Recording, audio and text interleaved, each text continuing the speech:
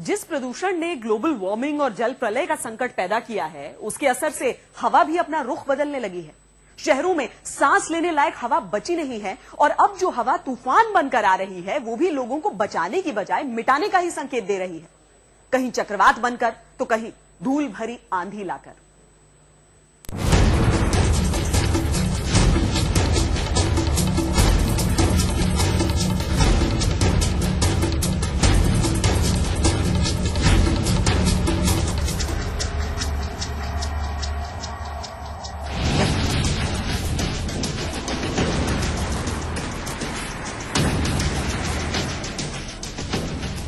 अनहोनी की ये दस्तक बहुत हैरत अंगेज थी। लोगों ने पहली बार देखा हमेशा अदृश्य रहने वाली हवा का खौफनाक रंग। सूरज उगा था मगर शहर अंधेरे में डूबा था।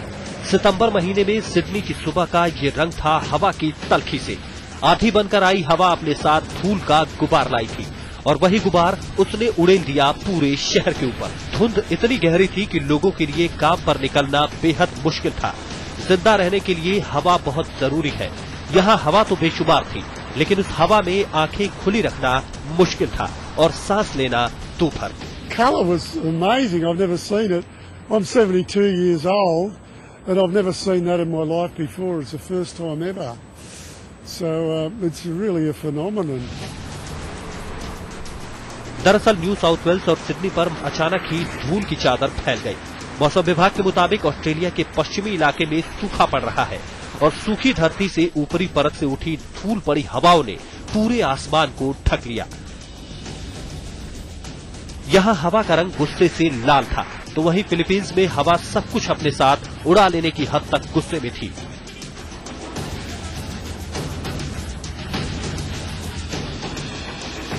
सौ किलोमीटर से भी ज्यादा रफ्तार वाली ये तूफानी हवाएं मजबूत पेड़ों को भी तिनके की तरह उड़ा ले जाने के लिए काफी थी।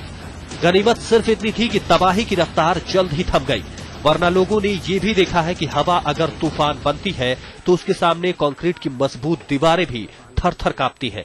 आज तक ब्यूरो।